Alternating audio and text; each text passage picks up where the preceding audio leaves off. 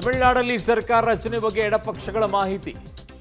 ವಿಜಯ್ ಸರ್ಕಾರಕ್ಕೆ ಬೆಂಬಲ ಘೋಷಿಸಿದ ಎಡಪಕ್ಷಗಳ 4 ಶಾಸಕರು ವಿಜಯ್ಗೆ ಬೆಂಬಲ ಬಗ್ಗೆ ಸಿಪಿಐ ಮತ್ತು ಸಿಪಿಎಂ ಮಾಹಿತಿ ಕೊಟ್ಟಿದ್ದಾರೆ. ತಲಾ 2 ಸ್ಥಾನಗಳನ್ನು ಪಡ್ಕೊಂಡಿವೆ ಈ ಪಕ್ಷಗಳು.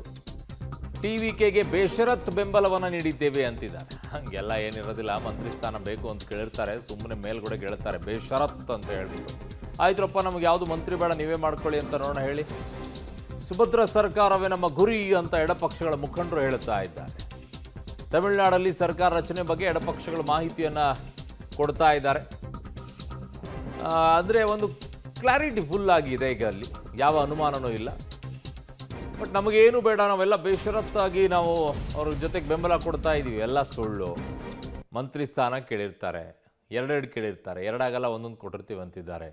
ನನ್ನ ಸಹೋದ್ಯೋಗಿ ಮಸೂದ್ ಇದ್ದಾರೆ. ಮಸೂದಿಗ ಬೇಷರತ್ತಾಗಿ ನಾವು ಬೆಂಬಲ ಕೊಟ್ಟಿದ್ದೀವಿ ಅನ್ನುವಂಥದ್ದೆಲ್ಲ ಪುಂಗಿ ಊದೋ ಕೆಲಸ ಇದೆಯಲ್ಲ, ಯಾರೂ ನಂಬೋದಿಲ್ಲ. ಇವನ್ನೆಲ್ಲ ಅವ್ರವ್ರಿಗೆ ಬೇಕಾಗಿರುವಂಥದ್ದು ಒಂದು ಮಂತ್ರಿ ಸ್ಥಾನನೂ ಕೇಳಿರ್ತಾರೆ. ಸಾಧ್ಯ ಆದರೆ ನಮಗೂ ಒಂದು DCM ಮಾಡಿ ಅಂತೇಳಿ ಬೆಂಬಲ ಕೊಟ್ಟಿರುವಂಥ ಎಲ್ಲ ಪಕ್ಷಗಳು ಕೂಡ ಕೇಳಿರ್ತವೆ. ಬಟ್ ಅದಕ್ಕೆ ತಕ್ಕಂಗೆ ನಡ್ಕೊಳ್ಳೋಕ್ಕೂ ಆಗೋದಿಲ್ಲ ಅಲ್ವಾ ಮಸೂದ್?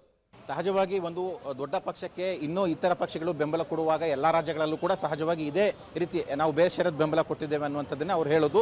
ಇಲ್ಲೂ ಕೂಡ ಅದೆಲ್ಲವೂ ಕೂಡ ರೆಕಾರ್ಡ್ಗೆ ಅಷ್ಟೇ. ಆದರೆ ಒಳಗೆ ಅವರೆಲ್ಲ ಚರ್ಚೆ ಮಾಡಿರ್ತಾರೆ, ಡಿಸಿಷನ್ ಕೂಡ ತೆಗೆದುಕೊಂಡಿರ್ತಾರೆ. ಅವ್ರಿಗೆಲ್ಲ ಏನೆಲ್ಲ ಸ್ಥಾನ ಕೊಡಬೇಕು ಅನ್ನುವಂಥದ್ದು. ಈಗ ವಿಜಯ್ ಅವರ ಮುಂದೆ ಏನೆಲ್ಲ ಷರತ್ತುಗಳನ್ನು ಇಟ್ಟಿದ್ದಾರೆ ಅನ್ನುವಂಥದ್ದು ಇನ್ನೂ ಕೂಡ ಬಹಿರಂಗ ಆಗಿಲ್ಲ. ಸದ್ಯಕ್ಕೆ ಈಗ CPI 2 ಶಾಸಕರು, CPM 2 ಶಾಸಕರು, VC 2 ಶಾಸಕರು ಇದ್ದಾರೆ. ಬಹುತೇಕ ತಲಾ ಒಂದೊಂದು ಸಚಿವ ಸ್ಥಾನ ಸಿಗುತ್ತೆ ವಿಜಯ್ ಅವರ ಪೋರ್ಟ್ಫೋಲಿಯೋದಲ್ಲಿ. ತಲಾ ಒಂದೊಂದು ಸಚಿವ ಸ್ಥಾನ ಸಿಗುತ್ತೆ ಅಂತಂದರೆ ಅದ್ರ ಮೇಲೆ ಬೇರೆ ಇನ್ನೇನು ಆದರೂ ಷರತ್ತುಗಳು ಇದಾವ ಅನ್ನುವಂಥದ್ದು ಕೂಡ ಇನ್ನಷ್ಟೇ ಗೊತ್ತಾಗಬೇಕಾಗಿದೆ. ಒಟ್ಟಾರೆಯಾಗಿ ವಿಜಯ್ಗೆ ಒಂದು ರೀತಿಯಲ್ಲಿ ಇದು ಸಂಭ್ರಮದ ವಾತಾವರಣ. ಕೊನೆಗೂ ವಿಜಯ್ ಅವರು CM ಆಗೋದಕ್ಕೆ ಹೋಗ್ತಾ ಇದ್ದಾರೆ. ಬಹುತೇಕ ನಾಳೆ ನೆಹರು ಇಂಡೋರ್ ಸ್ಟೇಡಿಯಂನಲ್ಲಿ ಪದಗ್ರಹಣ ಕಾರ್ಯಕ್ರಮ ಇರುತ್ತೆ. 10,000ಕ್ಕೂ ಹೆಚ್ಚು ಅವರ ಅಭಿಮಾನಿಗಳ ಸಮ್ಮುಖದಲ್ಲಿ ಅವರು ಪದಗ್ರಹಣ ಮಾಡ್ತಾ ಇದ್ದಾರೆ. ತಮಿಳುನಾಡಿನ 22ನೇ CM ಆಗಿ ಅವರು ಅಧಿಕಾರವನ್ನು ಸ್ವೀಕಾರ ಮಾಡ್ತಾ ಇದ್ದಾರೆ. ಬಹುತೇಕ ನಾಳೆ ಅಧಿಕಾರ ಸ್ವೀಕಾರ ಮಾಡುವ ಸಾಧ್ಯತೆ ಇದೆ. ಜೊತೆಗೆ ಇಂಡೋರ್ ಸ್ಟೇಡಿಯಂನಲ್ಲಿ ಬಹುತೇಕ ಎಲ್ಲ ತಯಾರಿಗಳು ಕೂಡ ಮುಕ್ತಾಯ ಆಗಿದ್ದಾವೆ. ಇನ್ನು ವಿಜಯ್ ಅವರು ಹೋಗಿ ನಾಳೆ ಪದಗ್ರಹಣ ಮಾಡೋದಷ್ಟೇ ಬಾಕಿ. ಇನ್ನು ಅಲ್ಲೂ ಕೂಡ 10,000ಕ್ಕೂ ಹೆಚ್ಚು ಜನ ಕೂರೋದಕ್ಕೆ ವ್ಯವಸ್ಥೆ ಕೂಡ ಮಾಡಲಾಗಿರುವಂಥದ್ದು. ಆ ಹಿನ್ನೆಲೆಯಲ್ಲಿ ಅಲ್ಲಿನ ಸಂಭ್ರಮ ಬೇರೆ.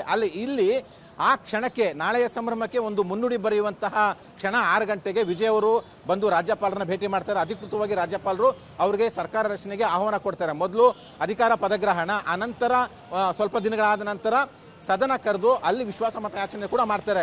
ಇನ್ನೊಂದು, ಇಲ್ಲಿ DMK ADMK ಒಂದಷ್ಟು ಒಳಗೆ ಪ್ರಯತ್ನ ಪಟ್ಟರು ಕೂಡ ವಿಜಯ್ ಅವ್ರನ್ನ ಅಧಿಕಾರದಿಂದ ದೂರ ಇಡಬೇಕು ಅಂತ.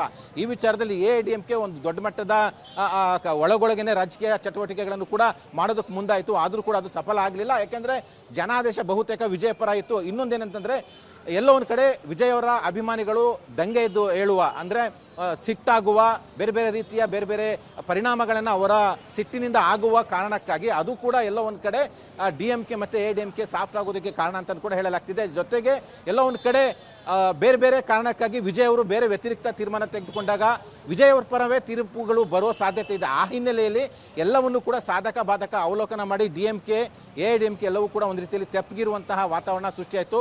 ಒಟ್ಟಾರೆಯಾಗಿ ಈಗ ವಿಜಯ್ CM ಆಗೋದಕ್ಕೆ ಹೋಗ್ತಾ ಇದ್ದಾರೆ.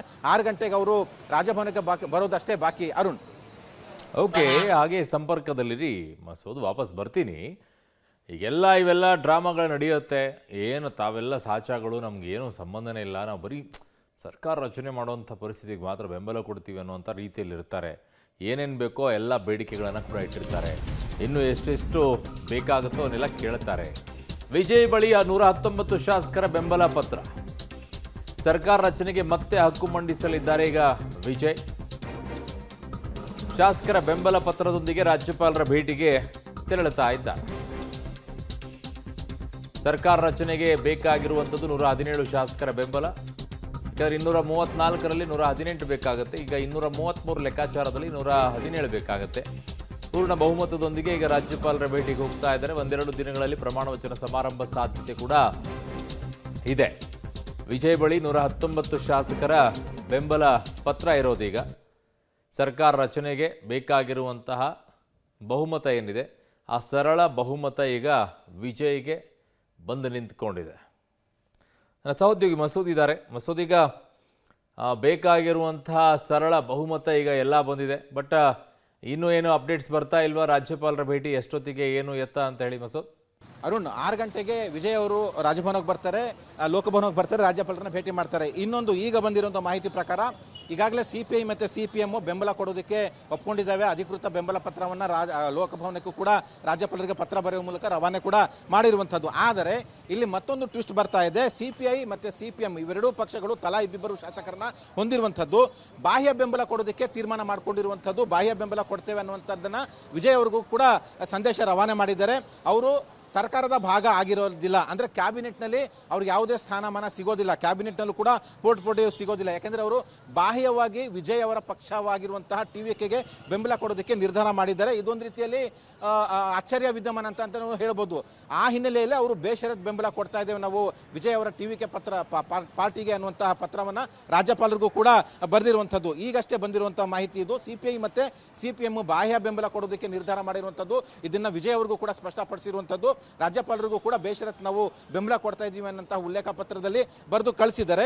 ಆ ಮೂಲಕ ಬಾಹ್ಯ ಬೆಂಬಲ ಮೂಲಕ ಯಾವುದೇ ಸ್ಥಾನಮಾನ ಯಾವುದೇ ಆಮಿಷಕ್ಕೆ ನಾವು ಒಳಗಾಗಿಲ್ಲ ಅನ್ನುವಂಥ ಸಂದೇಶವನ್ನು ಈ ಎರಡೂ ಎಡಪಕ್ಷಗಳು ರವಾನೆ ಮಾಡಿದ್ದಾವೆ. ಅರುಣ್, ಓಕೆ, ಹಾಗೆ ಸಂಪರ್ಕದಲ್ಲಿರಿ ಮಸೂದ್, ವಾಪಸ್ ಬರ್ತೀನಿ ನಿಮ್ಮ ಹತ್ರ.